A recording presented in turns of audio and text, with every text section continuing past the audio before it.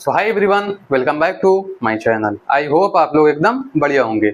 तो बच्चों, आज का क्लास बहुत ही ज़्यादा इंटरेस्टिंग होने वाला है, क्योंकि हम आज क्लास 10th मैथ्स के सारे चैप्टर के फॉर्मूलाज और सारे कंसेप्ट को आज हम देखने वाले हैं। बहुत ही हेल्पफुल वीडियो होगी। आप लोग एक काम करिएगा, आप लोग को सिर्फ देखना नहीं है, आप लोग नोट्स भी बना लीजिएगा, क्योंकि ये रिवीजन करने में आप लोगों की बहुत ही हेल्प करने वाला है। फटाफट आप इससे तुरंत सारे कंसेप्ट और फॉर्मूलाज का रिवीजन कर सकते हैं। मेरे एक दोस्त ने, बहुत ही अच्छा दोस्त है मेरा, उसने बोला था कि आप ऐसा बना दीजिए एक फॉर्मूला सारे चैप्टर्स का, तो मैंने सोचा आप लोगों के लिए इतना कर दिया जाए। तो चलिए करते हैं स्टार्ट।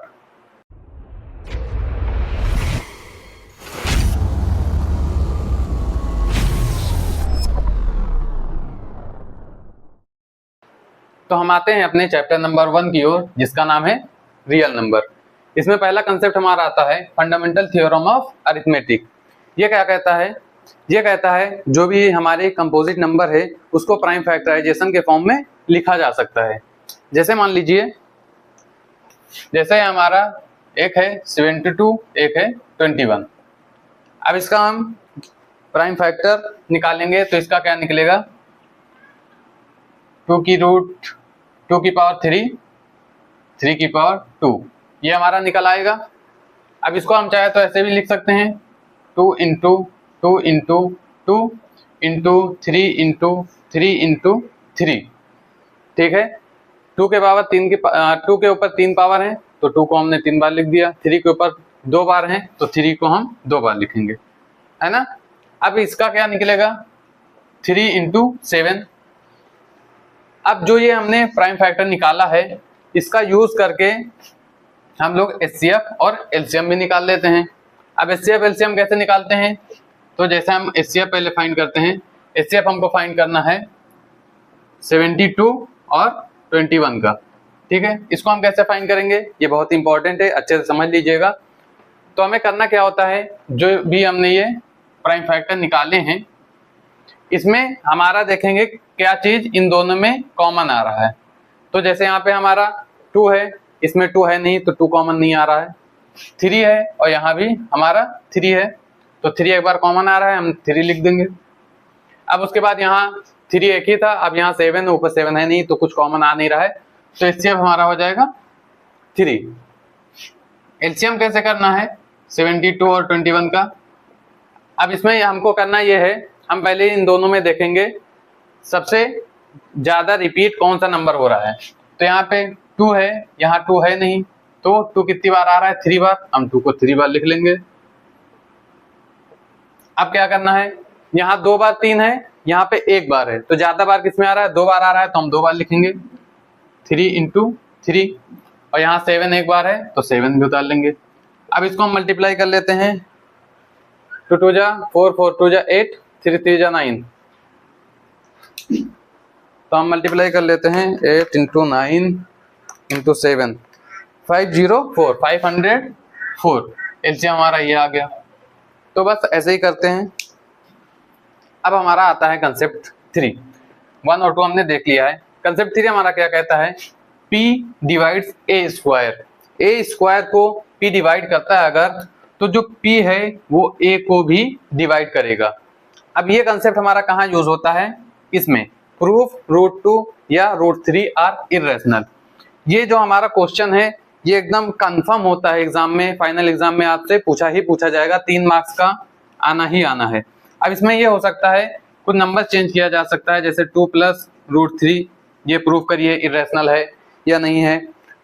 तो हमने ये देख लिया, आप ये कंफर्म है, आप इसको जरूर देखिएगा डिटेल में, आपको मैंने बताया है, आपको वीडियो मिल जाएगा प्लेलिस्ट में, ये आप एक बार देख लीजिएगा और कंफर्म कर लीजिएगा कि 3 मार्क्स आपके पक्के हो जाएंगे।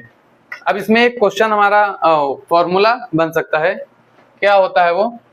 जैसे मान लीजिए ए है, ये बी है, ठीक है, तो इसमें बन जाएगा a into b is equal to HCF into LCM। ये फॉर्मूला बन सकता है हमारा। अब हम क्या करेंगे, जो ये ए है और ये बी है, इन दोनों का मल्टीप्लाई करेंगे और जो हमारा HCF और LCM आएगा उसको मल्टीप्लाई करेंगे, तो दोनों एक दूसरे के इक्वल होंगे, दोनों बराबर होंगे। ये भी हमारे एग्जाम में पूछा जाता है, तो आप ये भी जरूर देख लीजिएगा। अब हमारा चैप्टर 1 रियल नंबर सारे कंसेप्ट और फॉर्मूला समाप्त होते हैं। बढ़ते हैं अपने चैप्टर 2 की ओर। तो अब हम आते हैं अपने चैप्टर 2 की ओर, पॉलिनोमियल्स। अब इसमें हमारा सबसे पहला कंसेप्ट है टाइप्स ऑफ पॉलिनोमियल्स। कितने टाइप्स के पॉलिनोमियल्स होते हैं हमें पता होना चाहिए। एक होता है लीनियर, एक होता है क्वाड्रेटिक, एक होता है क्यूबिक। अब इसमें क्या होता है, ये इसमें इस फॉर्म में होता है जैसे ax प्लस बी, है ना, और ये हमारा होता है ax square plus bx plus c बराबर इक्वल टू में 0। अब ये क्यूबिक जो होता है हमारा, ये होता है ax cube plus bx square plus cx plus d is equal to 0। अब हम बढ़ते हैं, देखते हैं हमारा geometric meaning of zeros of polynomial. इसमें क्या होता है, हमें एक ग्राफ दिया होता है और ऐसे एक लाइन दी होती है, ये हमारा x एक्सिस होता है और ये हमारा y एक्सिस। अब इसमें हमको ये देखना होता है कि कितनी बार काट रहा है लाइन को, x एक्सिस को, या कितनी बार टच हो रहा है। तो यहाँ 1 2 3 और यहाँ टच हो रहा है 4, इसको भी काउंट करेंगे तो हमारा जो 4 आएगा ये हमारा क्या होगा, नंबर ऑफ जीरोस। तो हमने दो कंसेप्ट देख लिया। अब हम आते हैं डिग्री ऑफ पॉलिनोमियल्स। अब डिग्री ऑफ पॉलिनोमियल्स क्या होता है, हमारा जो ये हमारा पावर दिया है, यहाँ 2 पावर है, यहाँ x की पावर 3 है, तो यही हमारा हो जाता है डिग्री ऑफ पॉलिनोमियल्स। अब इसमें ये होता है जिसमें ज्यादा बार दी होती हैं, जैसे यहाँ 2 बार है, यहाँ 3 बार है, तो जो ज्यादा बार होगी वही हम लेंगे। तो यहाँ 3 बार ज्यादा है तो हमारा डिग्री क्या होगा, 3। अब हम आते हैं हमारे relationship between zeros and coefficient. अब हमको ये फाइंड करना होता है जो हमारे जीरोस और कोएफिशिएंट दिए होते हैं उनका रिलेशनशिप। अब हमें ये जो जीरोस होते हैं वो हमारा क्या होता है, तो ये हमारा होता है, एक होता है हमारा अल्फा, एक होता है हमारा बीटा। अब ये कोएफिशिएंट हमारा क्या होता है, ए बी सी, ठीक है, ये जो हमारा दिया होता है ना ए बी सी, यही होता है हमारा। अब इसको इनके 2 टर्म होते हैं। पहला होता है हमारा सम ऑफ जीरोस, किसके बराबर होना चाहिए, -b/a के, और दूसरा हमारा होता है product of zeros is equal to c/a। तो ये 2 होता है। अब कभी कभी ऐसा होता है हमें अल्फा प्लस बीटा यानी सम ऑफ जीरोस, अल्फा बीटा यानी प्रोडक्ट ऑफ जीरोस गिवन होते हैं और हमसे बोला जाता है कि आप क्वाड्रेटिक पॉलिनोमियल्स वगैरह फाइंड कीजिए। तो उसको करने के लिए हमारा एक फॉर्मूला होता है, बहुत इंपॉर्टेंट है, आपको कहीं भी बुक में नहीं मिलेगा, आप देख लीजिए यहाँ से।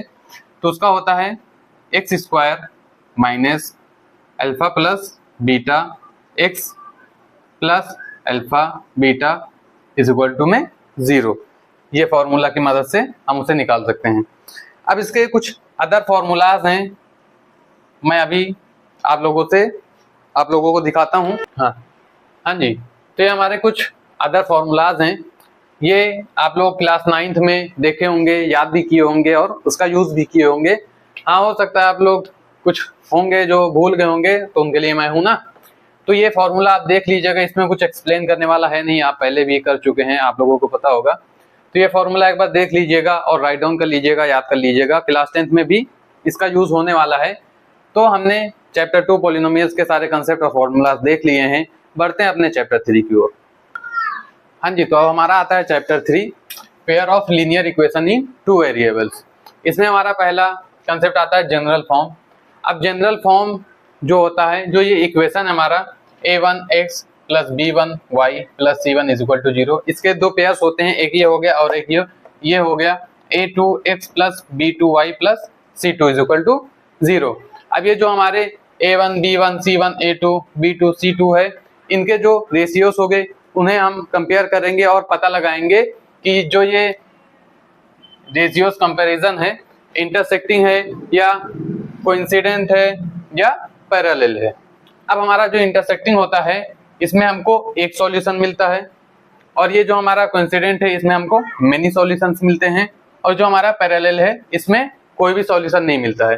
तो ये 1 सॉल्यूशन है, मतलब हमारी जो ये सॉल्यूशन आता है ये इंटरसेक्ट यहाँ करता है तो हमें केवल एक ही सॉल्यूशन मिलता है, और जो मेनी होता है यानी एक लाइन होता है उसमें से एक लाइन और चला गया तो इसमें कई सॉल्यूशन हमें मिलते हैं। और जो ये पैरेलल होता है वो इस प्रकार का होता है, ये लाइन कहीं भी मीट नहीं करता है, तो उसमें कोई भी हमें सॉल्यूशन नहीं मिलता है। अब इसको हम कैसे देखेंगे, ये हमारा होता है ऐसे A1/A2 not is equal to B1/B2। अगर ये ऐसा हुआ, ये अगर दोनों के इक्वल नहीं है तो हमारा आएगा इंटरसेक्टिंग। अब ऐसे ही दूसरा A1/A1 is equal to B1/B2 is equal to C1/C2। अगर ये तीनों एक दूसरे के इक्वल हैं तो हमारा क्या आएगा, कोइंसिडेंट लाइन। अब ऐसे ही हमारा होता है A1/A2 is equal to B1/B2 not is equal to C1/C2, यानी ये दोनों तो एक दूसरे के इक्वल होंगे लेकिन ये इक्वल नहीं होगा, तो हमारा क्या आएगा, पैरेलल लाइन। अब इसके सिस्टम ऑफ इक्वेशन क्या होते हैं हमारा, ये होता है, पहला होता है हमारा कंसिस्टेंट होता है, दूसरा कंसिस्टेंट होता है और डिपेंडेंट भी होता है, दोनों होता है, और तीसरा जो होता है इनकंसिस्टेंट होता है। ये हमारा इतना होता है। अब सब्स्टिट्यूशन मेथड और एलिमिनेशन मेथड आप डिटेल में पढ़ लीजिएगा। तो हम, और इसमें एक आप देख लीजिएगा ग्राफ। ग्राफ में क्या होता है, ऐसे आपको x और y की वैल्यू फाइंड करनी होती है, फिर ग्राफ में पुट कर दिया जाता है। तो ये हमारा चैप्टर 3 में जो है बस यही है जो भी है, और इसी में से आपको एग्जाम में देखने को मिलेगा, आप इसको देख लीजिएगा। ये बहुत ही इंपॉर्टेंट है, एग्जाम में आता ही आता है 3-4 मार्क्स का, तो आप इसको जरूर देख लीजिएगा। अब हमारा आता है चैप्टर नंबर 4 क्वाड्रेटिक इक्वेशन। अब हमने ये चैप्टर नंबर 2 में भी देखा है, यहाँ एक बार देख लेते हैं। इसका जनरल फॉर्म क्या होता है, देखिए x² + bx + c = 0। अब ये जो हमारा इक्वेशन होता है, अब ये दो तरीके से निकाले जा सकते हैं, जिसका एक होता है हमारा फैक्टराइजेशन मेथड, जो कि हमने देखा इंट्रोडक्शन वीडियो चैप्टर 2 में। इसमें मिडिल टर्म जो होता है उसको स्प्लिट करके हम निकाल लेते हैं। और दूसरा होता है एक फॉर्मूला जो होता है क्वाड्रेटिक का, उससे हम निकाल सकते हैं। तो उसका फॉर्मूला क्या होता है हमारा, x = -b और रूट में ±√b² - 4ac/2a। अब या फिर ऐसे आप निकाल सकते हैं x² = -b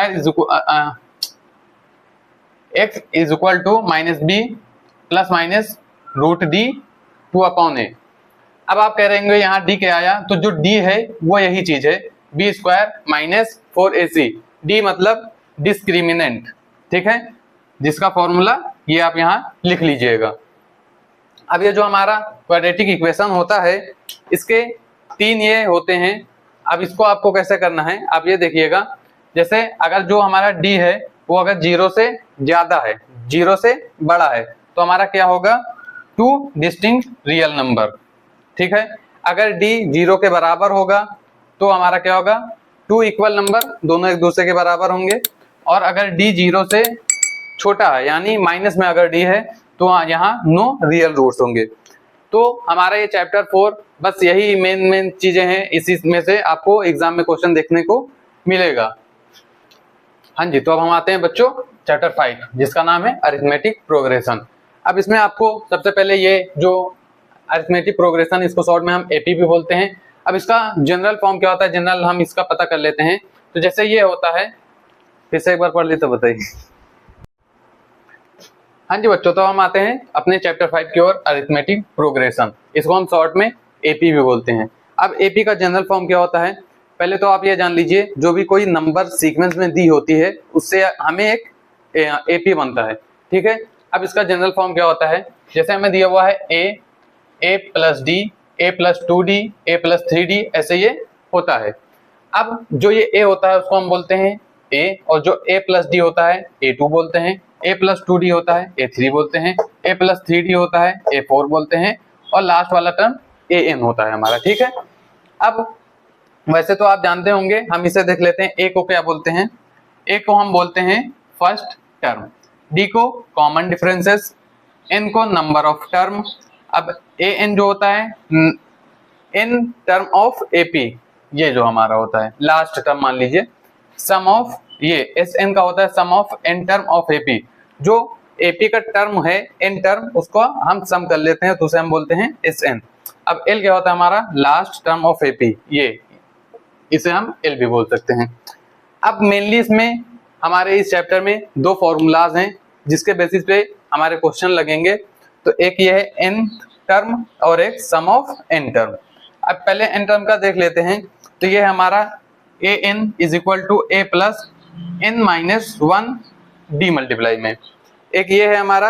अब ये हमारा सम ऑफ n टर्म, इसका क्या है, अगर आपको लास्ट टर्म दिया हुआ है तब तो ये फॉर्मूला लगेगा, अगर लास्ट टर्म नहीं दिया है तो ये फॉर्मूला का यूज होगा। अगर लास्ट टर्म नहीं दिया तो क्या फॉर्मूला लगाएंगे, S n is equal to n upon T, bracket में 2a plus n minus 1 multiply में d। और अगर आपको लास्ट टर्म दिया हुआ है तो S n is equal to n upon 2, bracket में a प्लस l। ठीक है, अब हमारा चैप्टर 5 यहाँ समाप्त होता है। अब चलते हैं अपने नेक्स्ट चैप्टर की ओर, चैप्टर 6।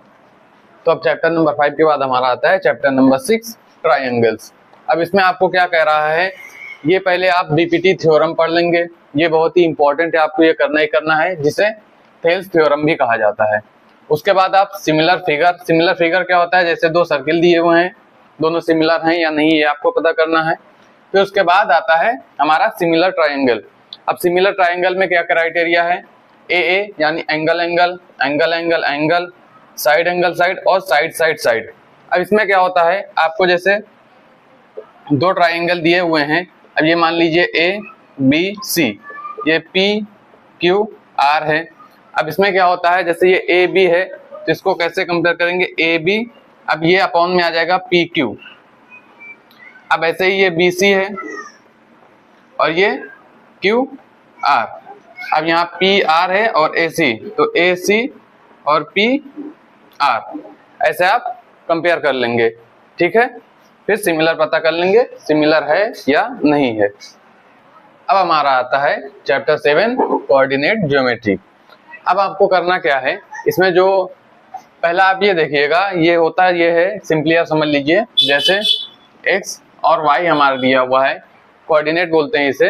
अब ये एप्सिका क्या है और ऑर्डिनेट क्या है, ये आपको सिंपली समझा देता हूँ। तो जो x की वैल्यू आती है उसे हम एप्सिसा बोलते हैं, और जो y की वैल्यू आती है उसे ऑर्डिनेट बोलते हैं। अब हम सॉरी इसमें कुछ फॉर्मूलाज हैं उसे देख लेते हैं।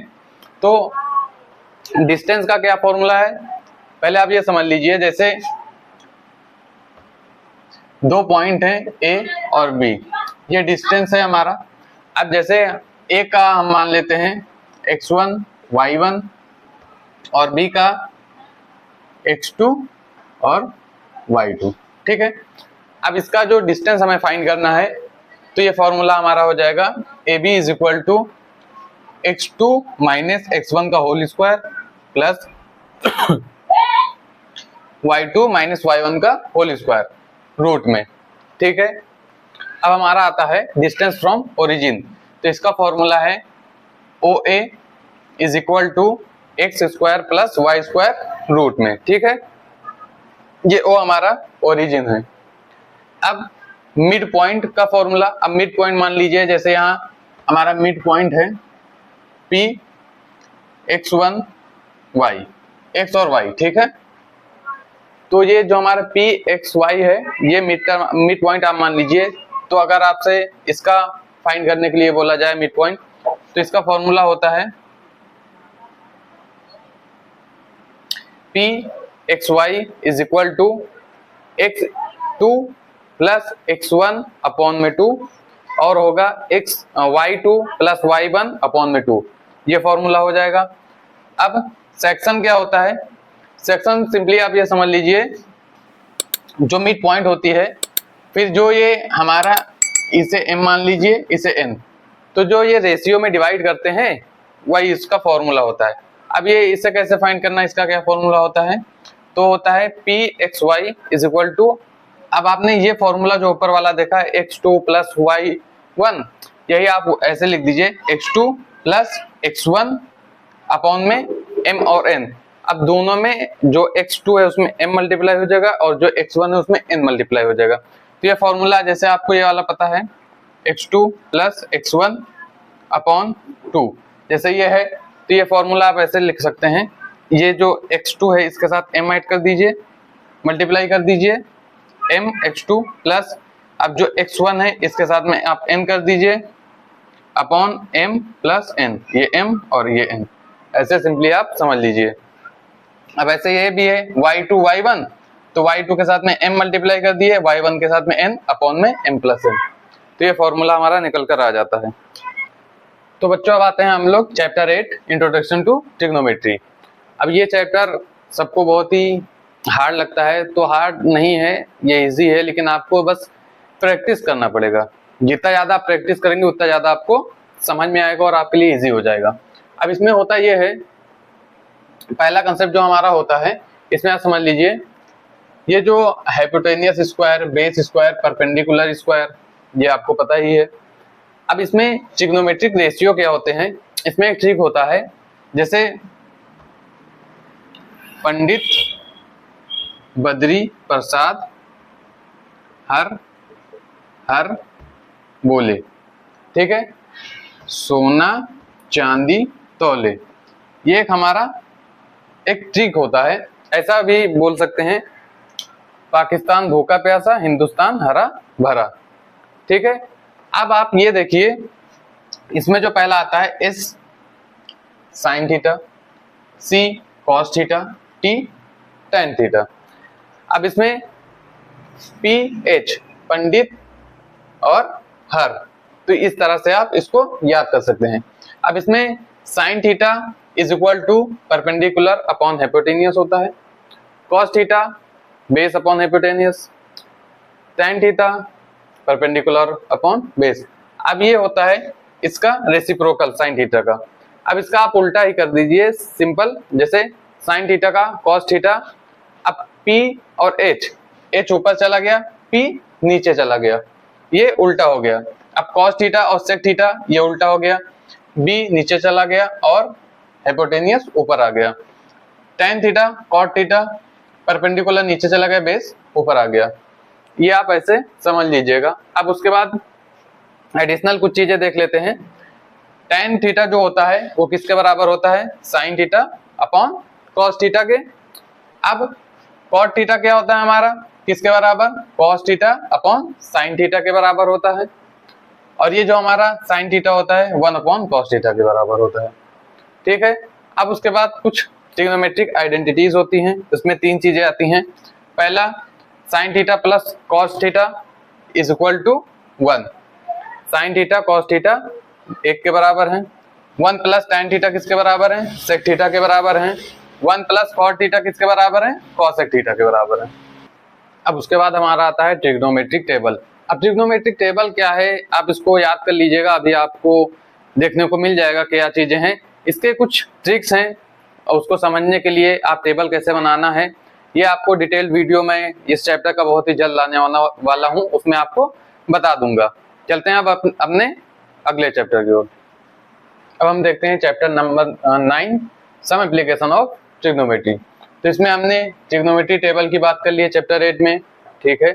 अब ये चार चीजें जो हैं, हॉरिजॉन्टल लेवल क्या होता है, जो जैसे मान लीजिए यहाँ एक बंदा खड़ा हुआ है, तो इसकी जो ये लाइन गई है हॉरिजॉन्टल, इसे ही हॉरिजॉन्टल लेवल बोल देते हैं। अब एंगल ऑफ एलिवेशन क्या होता है, जैसे यहाँ पे जो खड़ा हुआ है, तो मान लीजिए सामने देख रहा है, तो उसका जो ये टावर की ओर जो एंगल बनेगा, तो जो ये हमारा एंगल होता है, एक पॉइंट मैंने यहाँ पे मेंशन किया हुआ है, तो इसे हम बोलते हैं एंगल ऑफ एलिवेशन। अब ये लाइन ऑफ साइट क्या होता है, जो ये जैसे यहाँ पे खड़ा हुआ है, ठीक है, अब ये मान लीजिए इस इधर देख रहा है, ठीक है, तो जो ये लाइन गई है इसे हम बोलते हैं लाइन ऑफ साइट। अब एंगल ऑफ डिप्रेशन क्या होता है हमारा, जैसे मान लीजिए अब उल्टा, यहाँ पे कोई खड़ा था, अब यहाँ कोई खड़ा है और नीचे की ओर देख रहा है वो, तो जब नीचे की ओर देख रहा है, तो जो ये हमारी लाइन बनेगी ये, तो ये ए वाले के लिए जो ये हॉरिजॉन्टल लाइन बनी थी, अब इसको हम बी मान लेते हैं, तो जो यहाँ बंदा खड़ा है उसके लिए ये हॉरिजॉन्टल लाइन होगी, तो जो ये होगा वही हमारा एंगल ऑफ डिप्रेशन हो जाएगा। अब ये चीज आप ध्यान दीजिएगा, जो ए है और जो वो बी है, वो दोनों एक दूसरे के इक्वल होंगे, ठीक है। तो चैप्टर नंबर 9 में आप इतना कर लेंगे, बस इससे आगे कुछ अलग पूछने वाला है नहीं। अब हम आते हैं चैप्टर 10 सर्किल। अब इसमें आपको ये बेसिक चीजें तो पता ही होनी चाहिए, रेडियस क्या होता है, डायमीटर, टेंजेंट और सेकेंड और कॉर्ड। ठीक है, अब इसमें मेनली दो ही चीजें इंपॉर्टेंट हैं, एक थ्योरम 10.1 और थ्योरम 10.2। अब थ्योरम 10.1 क्या कहता है, the tangent of a circle is perpendicular to the radius through the point of contact. जैसे मान लीजिए ये रेडियस है हमारा और ये टेंजेंट, तो ये पी पॉइंट है और ये क्यू पॉइंट। तो जो ये हमारा रेडियस और टेंजेंट जहां मीट होता है, जहां मिलता है जो इस पॉइंट पे, तो ये 90 डिग्री एंगल बनाता है। तो यही कहता है, और ये एक दूसरे के परपेंडिकुलर होते हैं। ठीक है, अब दूसरा क्या कहता है 10.2, ये कहता है the length of the two tangents from an external point to a circle are equal. जैसे मान लीजिए यहाँ एक पॉइंट है, सर्किल है, अब ये पॉइंट मान लीजिए P है। ठीक है, अब ये लाइन जो गई है ये A है और ये लाइन जो गई है पॉइंट पे ये B है। तो जो A और P है और ये B और P है, ये दोनों एक दूसरे के इक्वल है। तो ये थ्योरम यही कहता है। तो इस चैप्टर में केवल आपको दो ही चीजें देखनी है। ठीक है, अब हमारा आता है chapter 11 area related to circle. अब एरिया सेक्टर ऑफ सर्कल। अब सेक्टर क्या होता है, पहले सेक्टर आप समझ लीजिए। जैसे एक सर्कल दिया हुआ है, ठीक है, अब इसमें ऐसे जैसे पिज्जा काटते हैं ना, तो पिज्जा ऐसे काटते हैं तो इस आकार में, तो जो ये हमारा है ये हमारा सेक्टर है, इसे हम सेक्टर कहते हैं। अब ये जो है हमारा माइनस सेक्टर, यानी छोटा वाला जो है माइनस सेक्टर हो गया और बड़ा वाला हमारा मेजर सेक्टर हो गया। सरकमफ्रेंस ऑफ सर्कल का फॉर्मूला क्या होता है हमारा 2 पाई r, इसको भी आपको पता होना चाहिए। अब अगर हमको रेडियस की लेंथ फाइंड करनी है तो क्या करना है, सिंपली इसकी जगह पे हमको थीटा अपॉन 360 कर देना है, वो आ जाएगा। तो हम देखते हैं एरिया ऑफ माइनस सेक्टर का फॉर्मूला क्या होता है, theta upon 360 degree into pi r square, ये हमारा फॉर्मूला हो जाएगा सिंपली।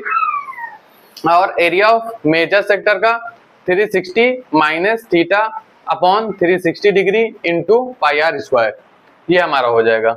अब हमारा एरिया ऑफ सेक्टर हमने देख लिया। अब एरिया सेगमेंट ऑफ सर्कल क्या होता है, तो आप ऐसे देख लीजिए, जैसे एक सर्किल है हमारा, अब इधर से एक लाइन गई हुई है।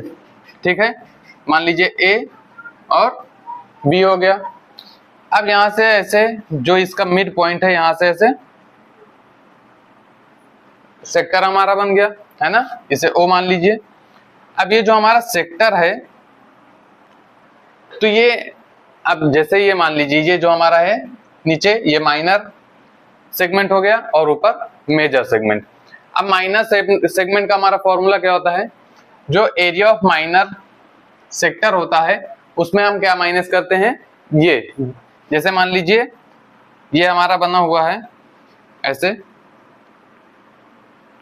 तो जो ये हमारा सेक्टर है, ठीक है।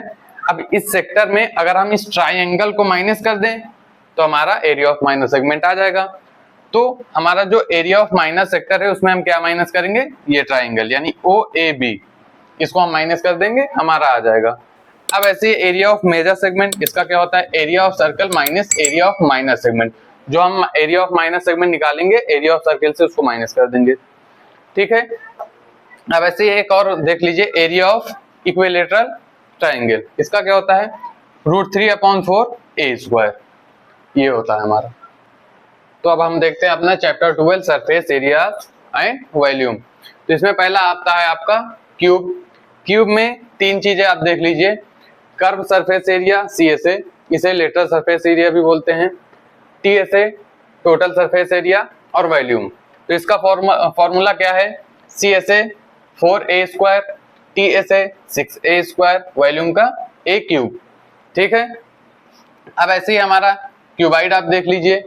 क्यूबाइड का क्या होता है, CSA यानी कर्व सरफेस एरिया 2H, और ये ब्रैकेट में L प्लस भी है, यानी आप समझिए मल्टीप्लाई में है। ठीक है, टोटल सरफेस एरिया क्या होता है 2 into L plus LB plus BH plus HL। ठीक है, length breadth, B for breadth, H for height और L फॉर लेंथ। ठीक है, वॉल्यूम का LBH। ठीक है, ऐसे ही सिलेंडर का आप देख लीजिए, curve surface area 2 pi RH total surface area 2 pi r multiply r plus h, volume का पाई आर स्क्वायर एच। ठीक है, कोन का देखिए, curve surface area pi r l, total surface area pi r into r plus l, volume 1/3 pi r square h. ठीक है, slant height l यानी length समझ लीजिए r square plus h square root में। Sphere का क्या होता है, कर्व सरफेस एरिया, इसका फॉर्मूला होगा 4 pi r square, total surface area इसका होगा 4 pi r square, volume 4/3 pi r cube. Hemisphere curve surface area, इसका फॉर्मूला होगा 2 pi r square, total surface area 3 pi r square, volume 2/3 pi r cube. तो इस chapter को आप एकदम, इसके फॉर्मूला ज्यादा हैं बट आपको लर्न करना ही पड़ेगा और ये बहुत ही इंपॉर्टेंट चैप्टर है। आपको इसके फॉर्मूले पहले लिख लीजिए फिर उसको याद कर लीजिए। तो हम देखते हैं अपना chapter 13 statistics, mean median mode. Mean में 3 क्वेश्चन फॉर्मूलाज होते हैं और मीडियन और मोड अभी आपके सिलेबस में इतना ही है। अब देखिए, मीन में एक डायरेक्ट मेथड होता है, एक अज्यूम्ड मीन होता है और स्टेप डेविएशन मेथड होता है। तो जो डायरेक्ट मेथड होता है उसमें ये फॉर्मूला लगता है sigma f I x I upon sigma f i. ठीक है, अब जो अज्यूम्ड मीन होता है उसका फॉर्मूला है a plus sigma f i d i upon sigma f i. ठीक है, अब जब स्टेप डेविएशन मेथड होता है उसमें होता है a plus sigma f i u i upon sigma f i into h. अब मीडियन का क्या फॉर्मूला होता है, l plus n upon 2 minus c f upon f into h. Mode का होता है l plus f 1 minus f 0 upon 2 f 1 minus f 0 minus f 2 into h. मैं आपको रिकमेंड करूंगा ये आप डिटेल वीडियो देखिए, उसमें आपको ज्यादा अच्छे से समझ में आएगा। ये कंफ्यूज करने वाला थोड़ा चैप्टर है बट इजी है। ठीक है, अब हमारा लास्ट चैप्टर आता है चैप्टर 14 प्रोबेबिलिटी। अब प्रोबेबिलिटी ऑफ श्योर इवेंट तो किसके बराबर होता है, वो 1 के बराबर होता है। प्रोबेबिलिटी ऑफ इम्पॉसिबल इवेंट 0, ठीक है, 0 के बराबर होता है। अब कोई भी इवेंट की प्रोबेबिलिटी क्या होगी, वो 0 और 1 के बीच में ही होगी। ठीक है, जैसे जो इवेंट है उसकी प्रोबेबिलिटी क्या होगी, 0 से या ज्यादा होगी, 1 से 1 होगी या 1 से कम होगी। अब आप ये देखिए, प्रोबेबिलिटी ऑफ इवेंट का फॉर्मूला देख लीजिए। प्रोबेबिलिटी ऑफ इवेंट का फॉर्मूला है number of times event happened upon total number of event. जितनी बार वो इवेंट हुआ है टोटल नंबर ऑफ इवेंट से डिवाइड कर देंगे, आ जाएगा। अब एक स्टेप इसमें बढ़ जाता है complementary event. Complementary event P जो हमारी प्रोबेबिलिटी है इवेंट और उसके ऊपर ये डैश लग जाता है, इसे हम बार बोलते हैं। ठीक है, तो कॉम्प्लीमेंट्री इवेंट का फॉर्मूला क्या होता है, number of times event not happened. जितनी बार नहीं हुआ है, इवेंट नहीं हुआ है, उसको हम डिवाइड करेंगे टोटल नंबर ऑफ इवेंट से। तो हमारे टोटल 14 चैप्टर्स है मैथ में, वो हमने सारे फॉर्मूलाज और कंसेप्ट अच्छे से समझ लिए हैं। अब आपको ये कहीं नोट डाउन कर लेना है और अच्छे से आपको रिवीजन करना है। ये रिवीजन करने में आपको बहुत ही हेल्प मिलेगी। तो बच्चों, अगर आपको ये वीडियो अच्छा लगा हो तो लाइक कर दें, शेयर कर दें, साथ साथ सब्सक्राइब कर दें और बेल आइकन जरूर दबा दें। आई होप आप लोगों को मजा आया होगा। तो मिलते हैं आपसे नेक्स्ट वीडियो में, तब तक आप अपना ख्याल रखें। Bye bye, take care.